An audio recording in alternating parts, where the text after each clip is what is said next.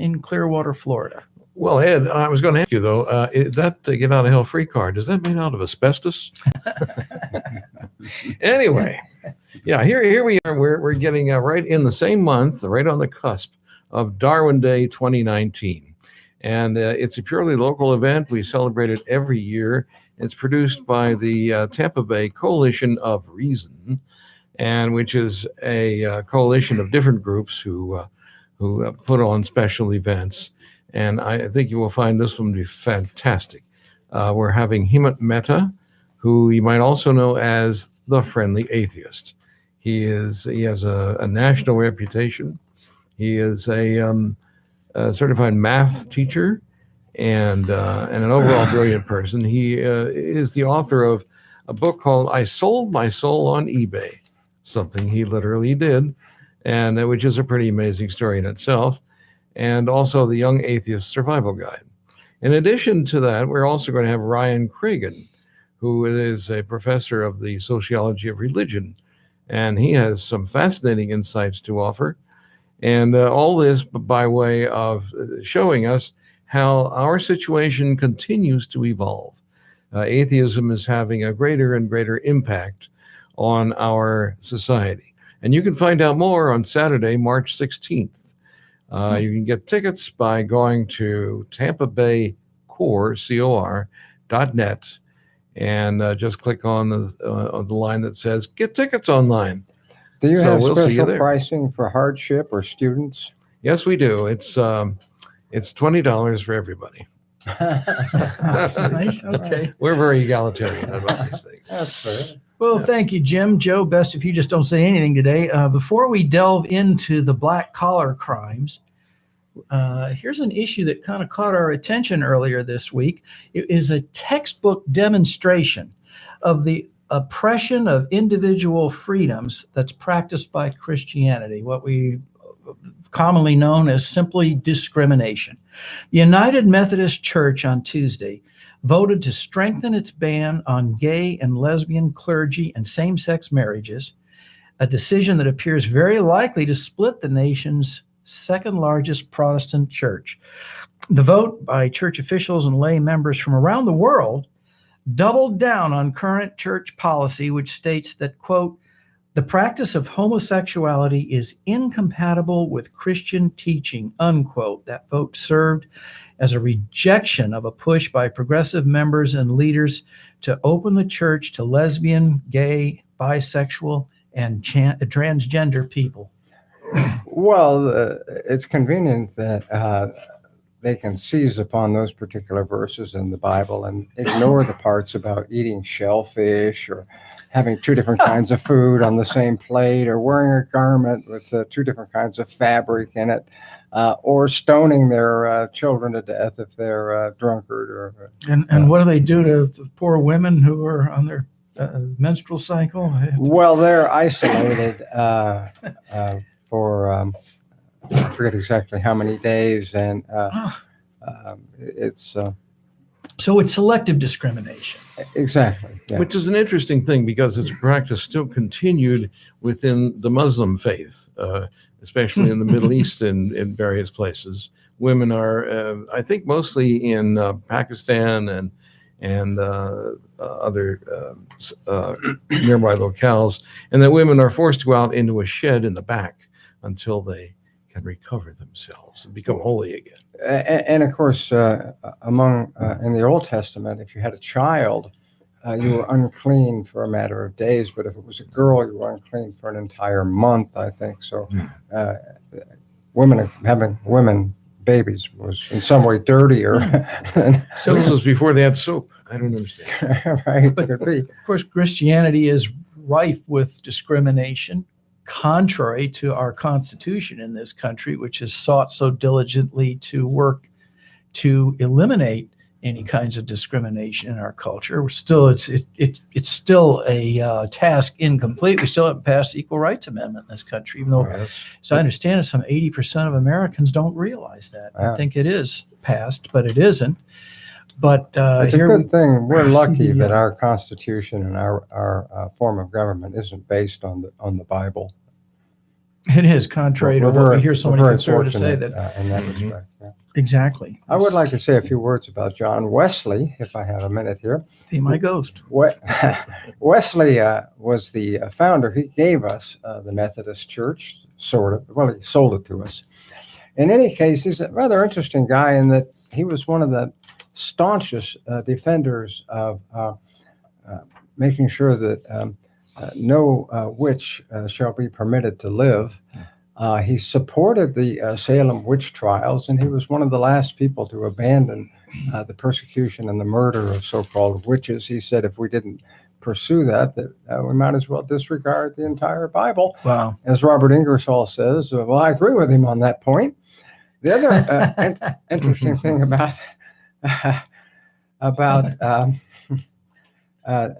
John Wesley is he delivered a very famous sermon, and I would advise all of our listeners and viewers, as soon as the show is over, to go to the internet and look it up and read it for yourselves, because it's very informative, and not for the reason that John Wesley thought it was informative. It's called The Cause and Cure of Earthquakes. I don't want to be a spoiler, but a lot of it is caused by Sabbath breaking. Did it leave you shaken? Well, There's a lot of conservatives shaking going on. actually have left the Episcopal Church over gay rights. Presbyterians have split. And many young evangelicals are leaving their churches over the lack of inclusion of LGBT people. But meanwhile, the modern day good news, as far as we're concerned, is that our nation is becoming increasingly less Christian. And the share of religiously unaffiliated Americans is growing, especially among the millennials, those under 30, about roughly the 18 to 30 demographics. As mainline denominations that embrace gay rights continue to decline in membership, conservative Christian institutions are growing in power and, of course, financial resources, which is where the true threat of the whole thing is. The issue of gay rights has proved uniquely divisive to the 7 million members of this particular church. And Tuesday's vote reflected the growing cloud of Methodists from outside the United States. The tightening of enforcement of church law was backed by a coalition of members from African nations, the Philippines, and European and American evangelicals, kind of like what caused secession back in the 1860s, when the roughly 2/3 of the Senate was from northern states, and they were imposing their will on the southern states. And look what that led to. Same thing's going on here with the church. Well, the first thing you have anytime you have an organized religion of any description is a schism, a split. There are 35,000 different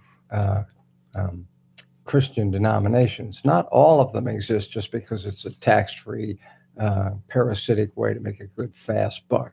Some of them exist, many of them exist because they have some disagreement on some fine point of the religion that none of them can possibly know anything about in the first place. Nevertheless, it's a good excuse to found another group and started putting all that money in your pocket.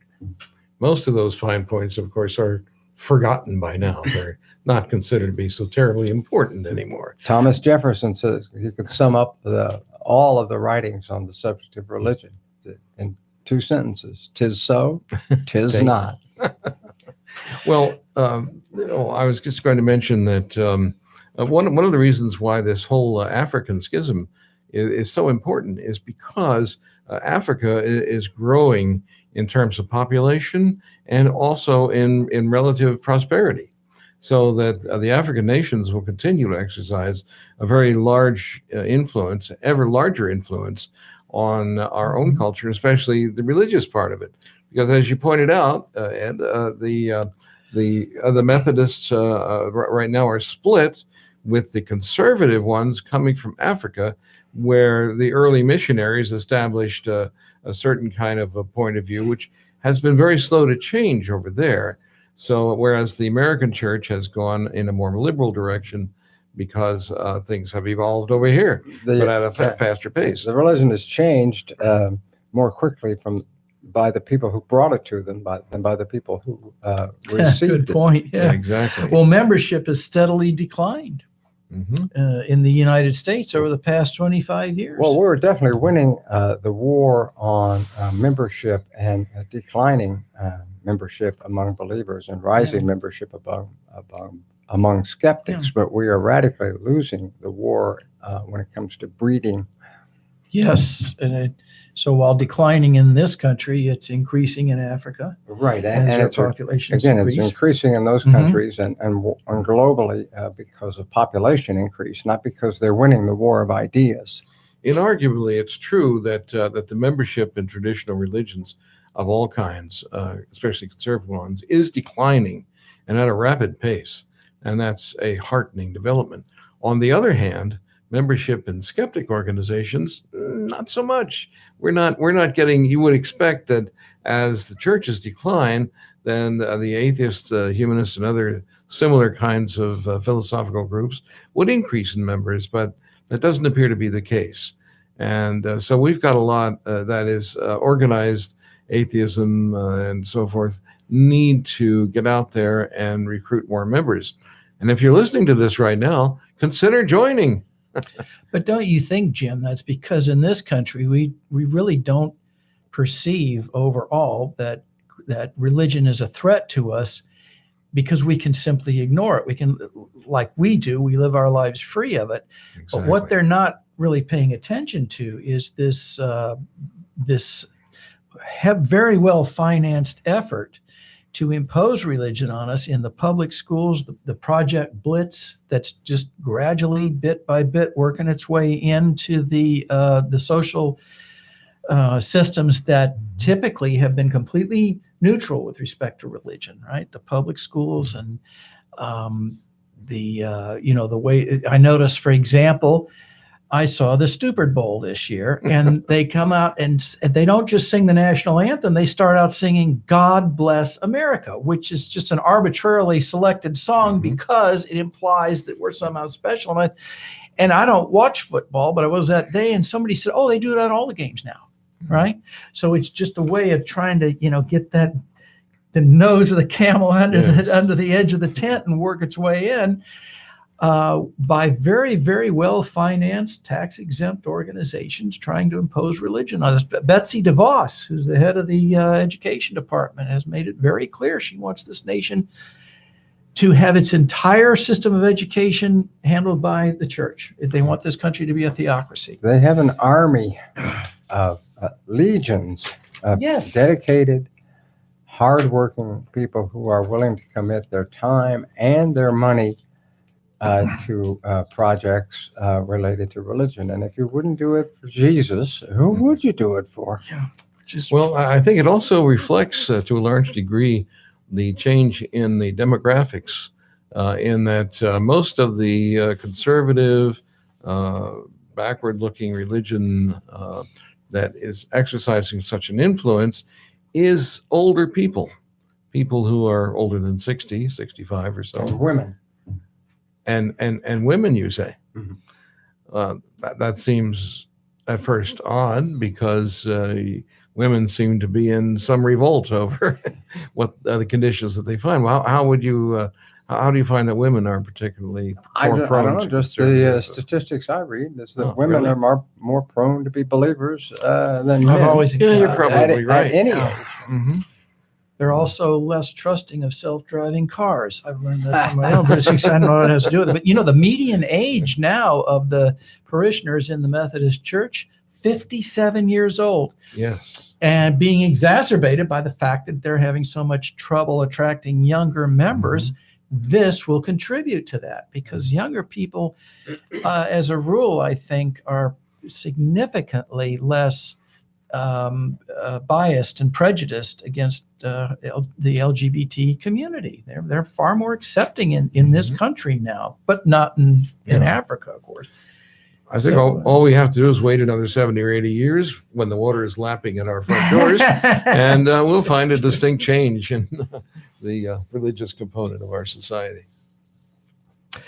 Well, the Cardinal, where I want to go next.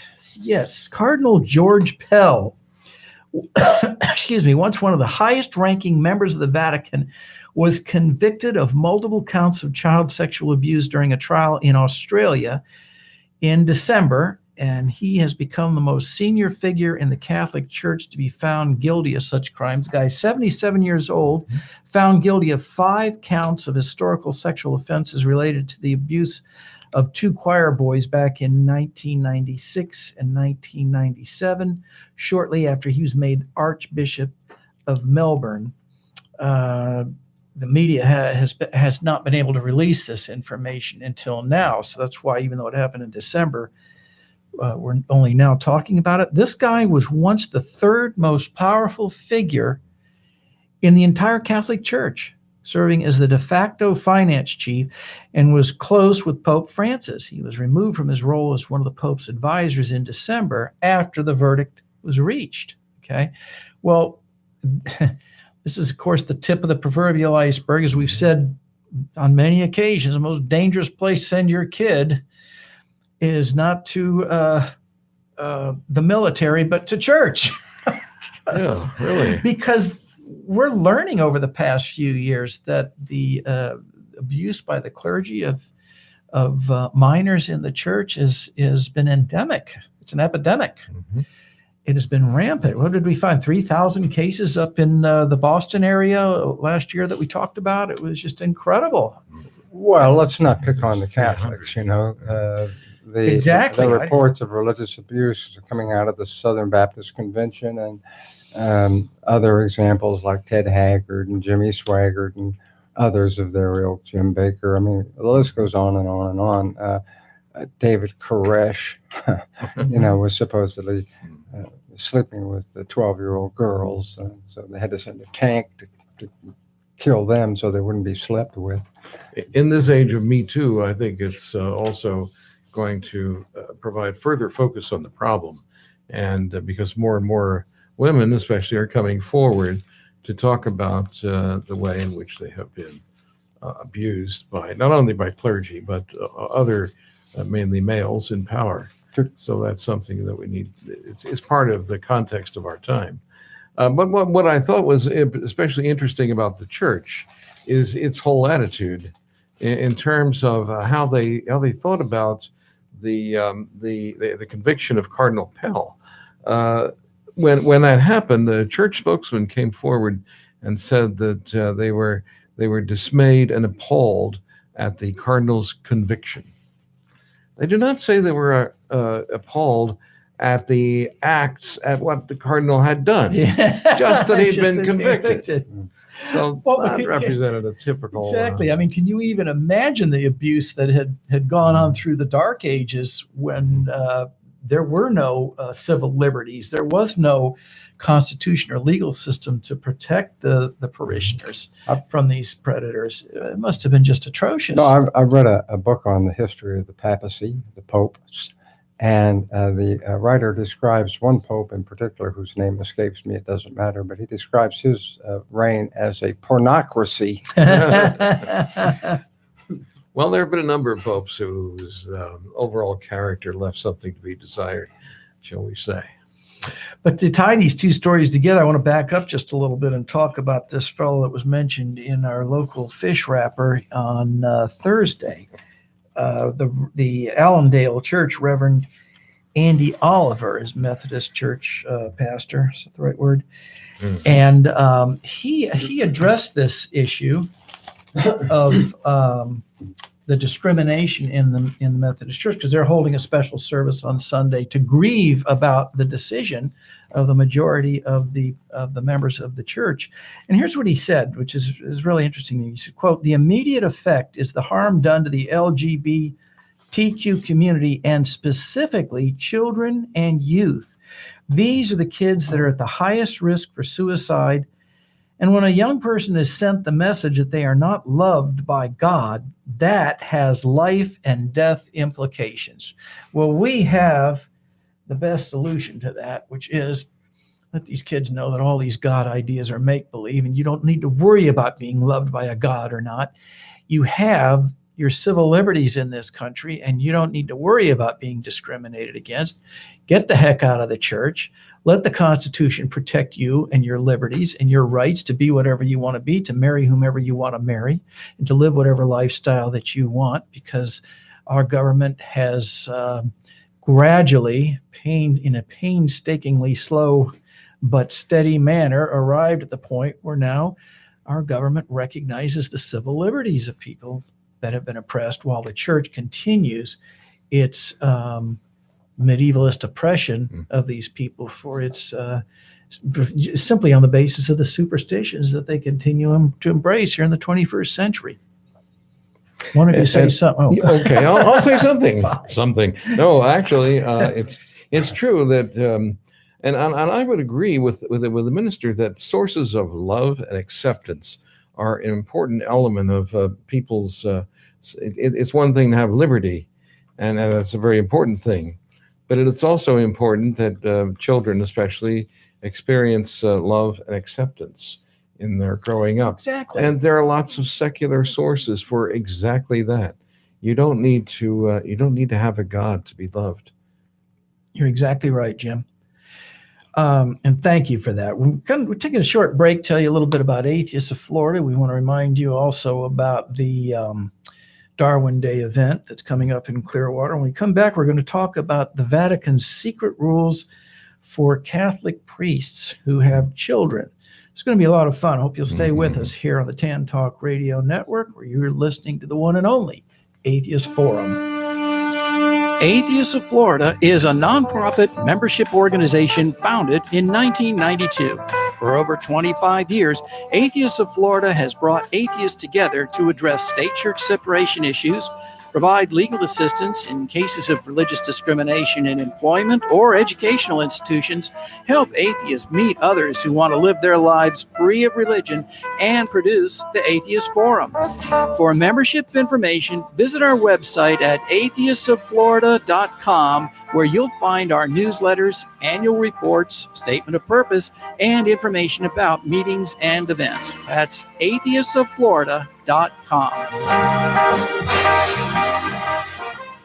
Your chance to insult an atheist for only $2 at 441-3000 on the Tan Talk Radio Network. Joe Reinhardt's in the studio today with us, and every week, and today has our quote of the week. Joe? I've got it right here, Ed, and it says, and I think it's topical for today's topic and topical for today's political climate in particular.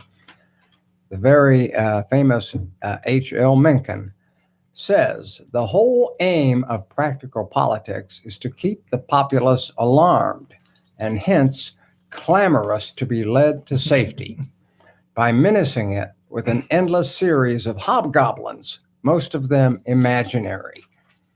I would have attributed that to President Donald Trump, but he could never come up with anything quite that provocative, could he? Or well said. Guy's challenged by the contents of a fortune cookie. And Jim Peterson, you're in studio today to tell us about an upcoming event in Clearwater, I believe this month, right? It's now March. It is now March. And yes, as I mentioned before, we are going to have a spectacular event around Darwin Day. Charles Darwin, as you know, was the progenitor of the scientific view of life. And he wrote a book called The Origin of Species, in which he went into exquisite detail and was practically the founder of biology as we know it today. Wasn't it On the Origin of Species? I think that was. And you know, it has been rumored that he was like the foremost atheist in the world, and that he recanted everything on his deathbed. But that's nothing but a rumor. These are the kinds of things that the Christians and the conservatives will just make up to make it sound like, oh, well, here was one guy in the history of the world that was an atheist, and then he recanted. So we all need to be religious. In fact, the internet is full of stories about atheists who recant. Yes. Although most of them did not. In fact, I suspect all of them didn't. At any rate, one of those who hasn't recanted, not yet, is Hemant Mehta, who is our guest and speaker for our Darwin Day event, which will be at the UU Octagon in Clearwater on March 16th. And you can get tickets to hear him and Ryan Cragen a leading authority on the sociology of religion. They're both going to discuss what atheism means and what it will betoken for our future.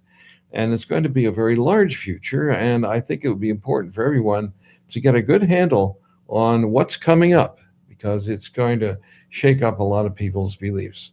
So if you want a ticket, you can buy one at the door, of course, or you can go online to www.tampabaycore.net, C-O-R, tampabaycor.net. So I know I'll be there. I'll be looking to see you. It's 2:34 this afternoon here on the Tan Talk Radio Network. 441-3000. Can you be part of the program? We'd love to hear from you. Talk to us about anything except baseball. Anyway. Well, sports. Right. But it's the new opiate of the masses. So. The Vatican has confirmed, apparently for the first time, that its department overseeing the world's priests has general guidelines for what to do when clerics break celibacy vows and father children. Of course, we've known it's been going on all the time. They've kind of kept it swept under the rug, but now it's just gotten out of hand. The ability of the children of these people to prove their paternity through DNA has made it just really beyond their ability to hide this anymore. And so now they've revealed the fact that they have these guidelines.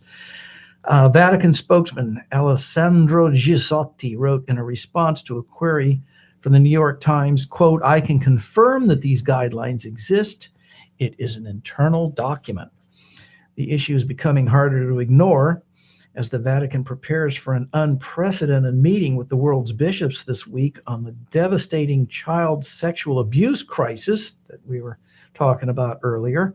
Many people who feel they've been wronged by the church's culture of secrecy and aversion to scandal will descend on Rome to press their cause."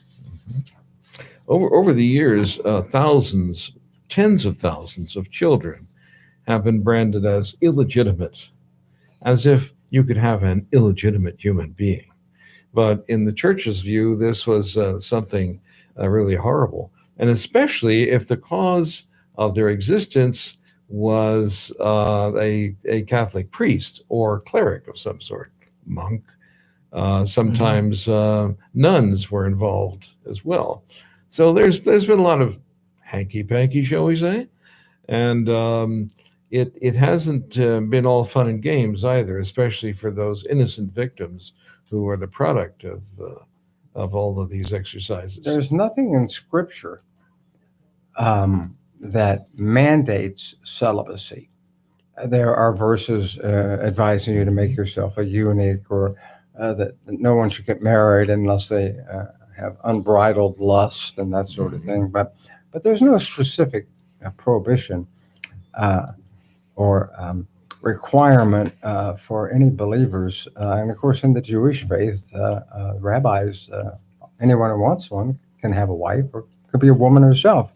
But the point is that the real background, the real motivation for celibacy was really the most common of all emotions: ordinary, everyday, run-of-the-mill greed.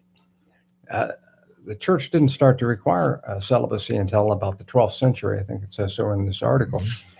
And the reason that they did that is because individual priests with families build up their own parishes and their own wealth and their own possessions, and could have personal wealth could be rather substantial among the priesthood. But if they didn't have any heirs or assigns, they had no one to leave it to except Mother Church. Therefore, celibacy was imposed upon the clergy, the Catholic clergy, in order to make sure that any monies they were able to raise came home to Mama. And you can be sure they raised substantial amounts of money, because there were lots of sinners who, on their deathbed, wanted to be sure that they would get into the good place, Particularly during the plague. That's right. And so they were well disposed to make sure that their wills reflected the giving of a large amount of their substance to the church. By the time the plagues ended in Europe, the Catholic Church owned something like 80% of the wealth in the entire continent. That's true. And you can this- you can verify that by going on the internet, look up the history of the church or the history of Europe. So they were the original Yeah. carpetbaggers in Europe. Is that Oh, how you well, put and it? a big carpet bag. Who was the Surgeon General under Bill Clinton, the black woman? Do you remember who she was? I can't remember her name, but I remember watching her interviewed on one of the Sunday morning shows, and she was the first person that I ever heard come out publicly and say that there actually is no such thing as an illegitimate child, right? The Yeah. kid is born there. All children are legitimate. That's right. And it was pretty provocative back then. And it would have been in the early 90s, maybe 94, whatever. But, you're right that tradition of celibacy was not necessarily adhered to even in the highest places. Rodrigo Borgia, while a priest, had 4 children with his mistress before he became Pope Alexander VI, an excess that helped spur Martin Luther's Protestant Reformation. Luther wrote mockingly about the Pope's lack of his command over celibacy. There's really no estimates of how many of these children exist. One child of the ordained said his support group website called Coping International has 50,000 users in some 175 countries. So this is carried right on through to modern times. Yeah, that's right. What is it? Jocelyn Elders was. You sure? Yes. Sound right? Right. Okay. That's it. Yep. No, that's Okay. right. Excuse me. But anyway, it is bringing uncomfortable, shall we say, attention to the violation of celibacy by priests. And for some of their former clerics and liberals inside the church, it raised the issue of whether it's time to make the requirement optional as it is in other Christian churches. And it's probably more of a financial decision than anything, right? Because of what you were just talking about. If these priests can start having children, what happens to whatever wealth they amass in their lives? Will it go to the children or the church? Mm-hmm. And as we all know, religion is first and foremost a business, a tax-free business. A First in line. money-raising Yes. machine. There's nothing in church law that forces priests to leave the priesthood if they father children. Absolutely nothing. But as I said earlier, they're increasingly able to turn to DNA testing to demonstrate conclusively that their parents are either priests or nuns, somehow mixed up with the church.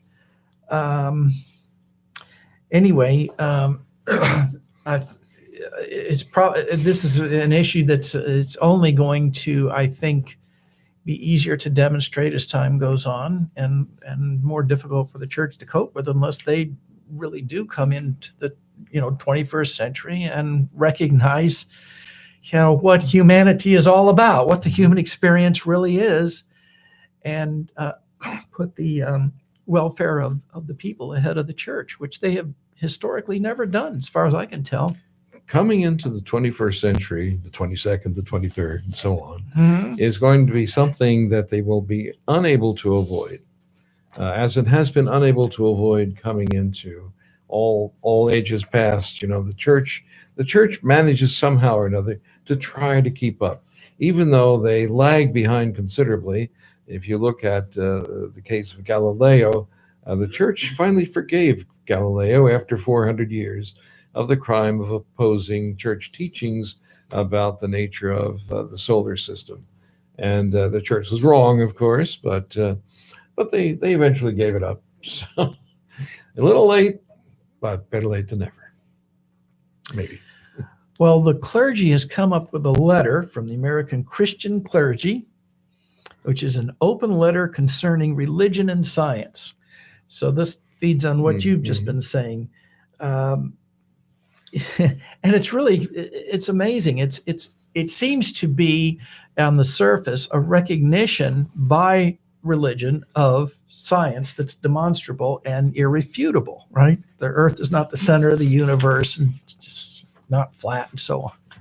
And yet, as I read this thing, they continue to endorse all of these silly and obviously fairy tale-ish stories that happen, fables and things that happen in the Bible.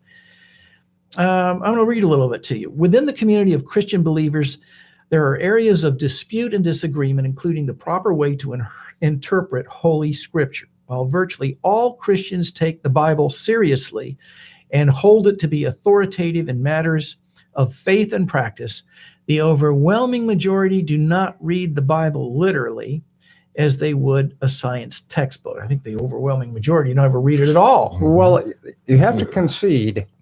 I don't think there's any escape from this syllogism, and that is that if the Bible is not literally true, then neither is the deity that it's talking about. It's not literally true either. As long as you hold the deity as the author of the Bible. That's right. It's just too great an inconsistency. Listen to this sentence. Many of the beloved stories found in the Bible, the creation, Adam and Eve, Noah and the ark, convey timeless truths about God, human beings, and the proper relationship between creator and creation expressed in the only form capable of transmitting these truths from generation to generation. Religious truth is of a different order from scientific truth. Its purpose is not to convey scientific information, but to transform hearts. Boy, this is a cover-up of ever. It's a whitewash, isn't it? The point is just what you just said. It's that they're still trying to give legitimacy to these stories whose authors simply didn't have the science to understand how the world had come to be, how life had evolved, and so they came up with their best effort to explain it. Again, they're caught in the same catch-22 trap, and that is, if faith is so wonderful and so accurate, and it's all we need in order to discern the unknowable and the almighty, etc., then we don't need proof. All right. On the other hand, if faith is so good, why do we have all these proofs? Because they don't work either. So as soon as they start dragging out the proofs, then you have this problem. And that is, well, obviously faith isn't strong enough to believe because you have all these proofs. And obviously these proofs aren't strong enough to believe because when you finally get to the end of the argument, they say, you got to have faith. Yeah. And that it's make just, up your mind. It's just a rote description to tie the word truth and Bible together, right? These are truths. Yeah. But they aren't. They're undemonstratable. Well, they say, in fact, the evidence is shall that make you mad. I've had people say that to me so many times. It's just truth by declaration or proclamation. That doesn't make something argument true. By assertion. Exactly. Well, you want to jump in here, what Jim? they mentioned is that that these stories convey timeless truths, and what that seems to suggest, to me at least, is that there are supposedly. You need, it's something like Aesop's fables. I mean, Aesop's fables are not literally true. No one accepted them as true, the fox and the grapes and all that kind of thing. But yet it's supposed to illustrate some sort of a moral point.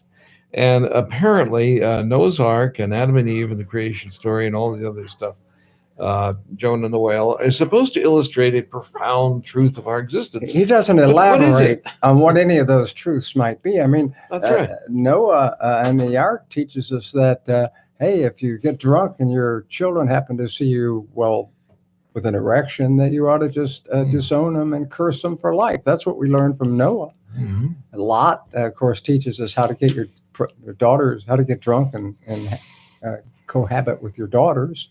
These are good lessons that everyone ought to master. Apart from those practical matters, there's some sort of a moral implication here, and I'm not sure exactly what it is, but it doesn't sound very positive. In fact, according to the stories you just now mentioned, these are practices and ideas which are very alien to civilized people almost everywhere. Nobody would do these. What does the story of Jephthah teach us? You might recall that he burnt his daughter to death because he had promised to God that if he was victorious in battle, he would sacrifice the first thing he saw when he returned home, which was his daughter. So he burned her alive. What's the moral lesson that this? Am I taking this out of context? No. If I am, please call right now and tell me in what context is it okay to burn your daughter alive? Well, because God is the most important thing. Well, anything else is strictly secondary. Don't worry about Burn her. Burn anything, anyone, whatever it is.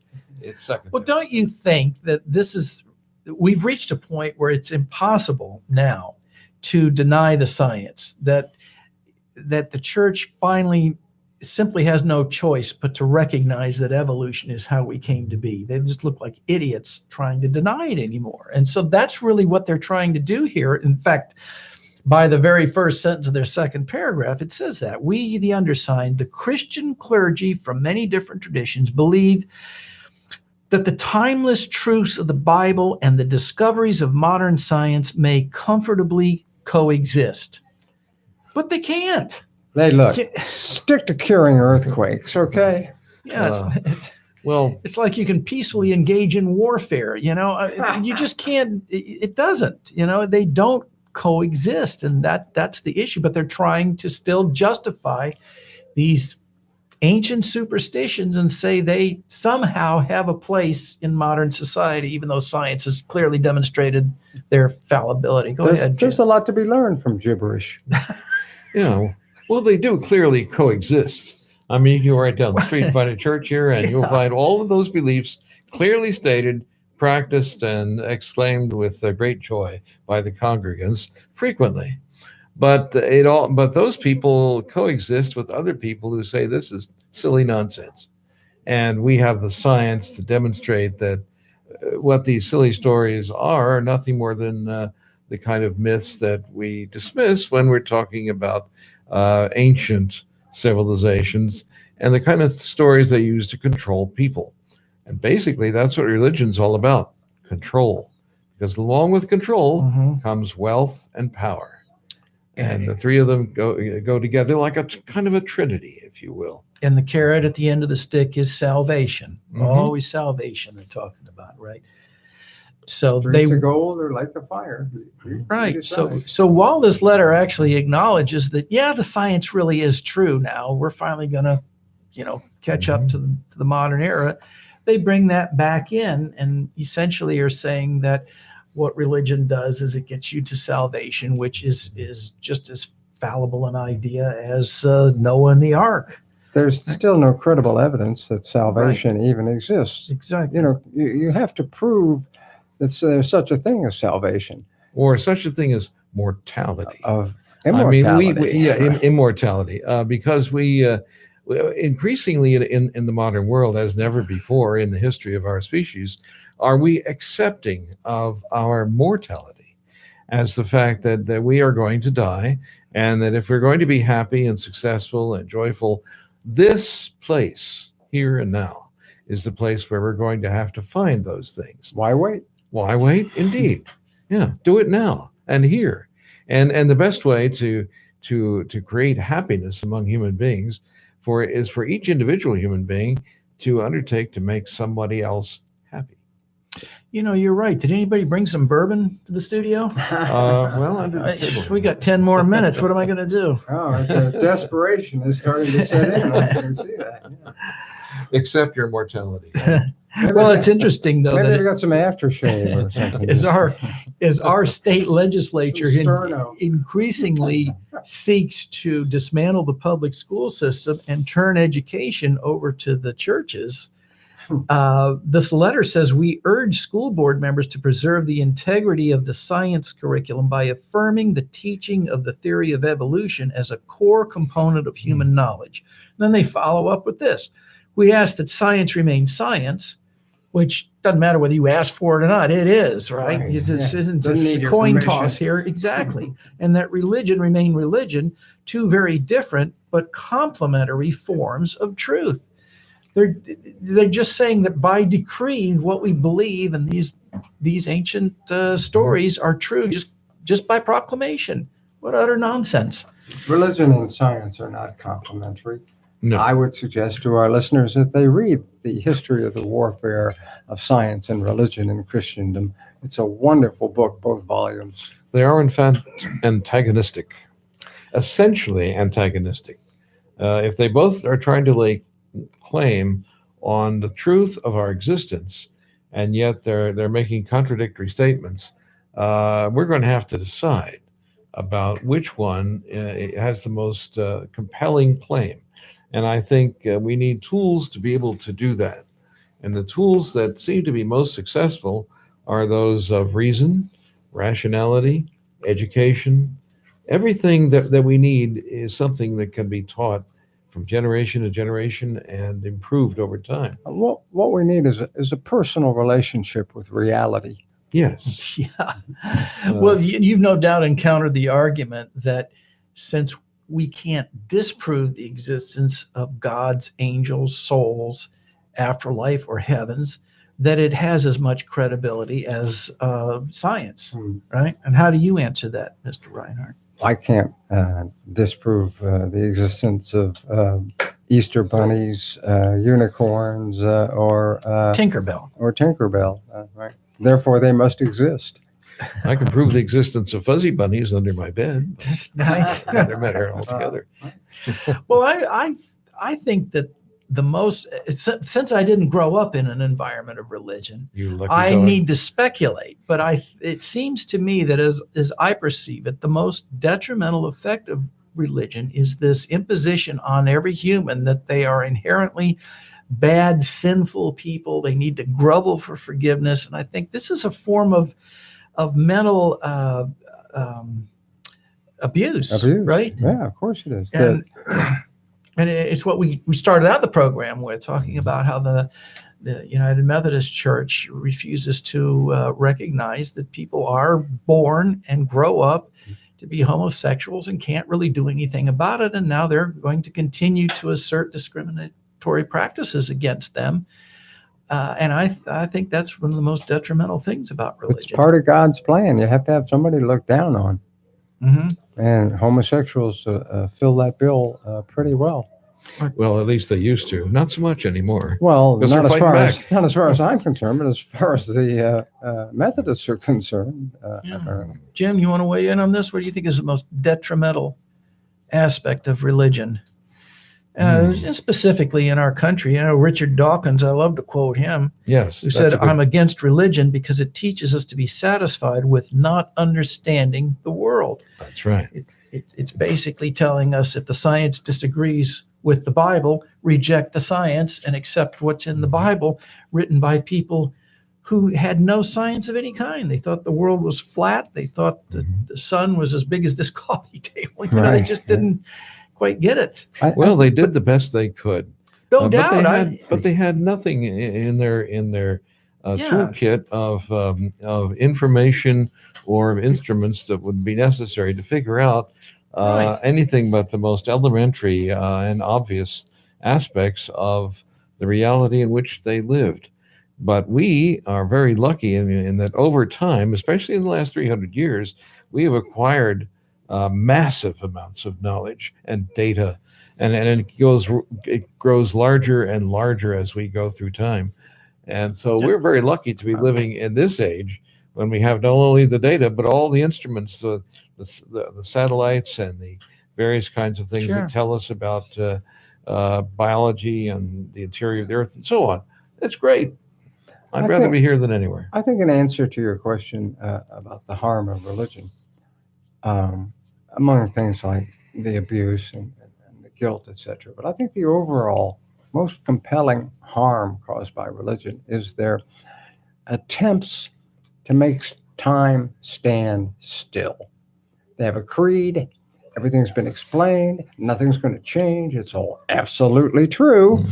In any case, the damage that this causes to the psyche, to society, to the individual, ripples through every facet of the human experience, from self-guilt to bigotry to fascism, and on and on and on. And this single idea that we already know all the answers, as Dawkins points out, and therefore we want everything to stay just the way it is again, it's like holding back the sundial. Things have a Can't way be of done. not staying just the way they are. And what about the unfortunately. idea that prayer can actually be answered and resolve issues, crises in our lives or in our country? Well, of course, nothing fails like Nothing fails like prayer.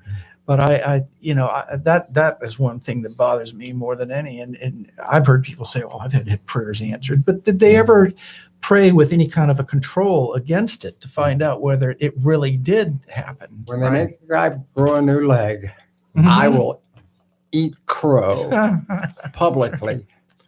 Is that crippled crows or? Well, don't forget the Darwin Day Darwin of Day. celebration, March 16th. March 16th in Clearwater, and a website, Jim, where anybody can find out more about that. TampaBayCorps.net. TampaBayCorps.net. So that's always a fun event, and it's a good place to meet other atheists and people who do not rely on angels, prayers, or superstitions to guide their lives. I just want to say to the Baptists out there, don't feel slighted. We didn't have time to get to the Southern Baptist Tell your sex scandals, friends, but we will. tell your family, tell your parole officer about the Atheist That's Forum. right. We hope you'll be with us again next week on the Tan Talk Radio Network, now along with Joe Reinhardt and Jim Peterson, Ed Golly, reminding you, if the story seems a little too implausible to be true, don't believe it just because somebody wrote it down. Make them prove it. And you remember, You How have been many listening to the Atheist Forum. To learn more about Atheists of Florida, visit our website at atheistofflorida.com. Continue the discussion on our website, talk.aof.ngo. And join us again next Friday for another edition of the Atheist Forum here on Tan Talk 1340.